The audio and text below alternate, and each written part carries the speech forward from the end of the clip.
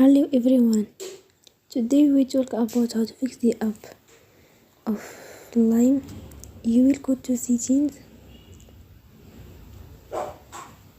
Then we click on apps. After that you search the app Lime and you will click. Then you will on force stop. After that you will go to storage. Then you will click on clear cache. In the end, turn off your phone and you will recharge your phone again. Don't forget to support us by like and subscribe. See you next time and thank you for watching.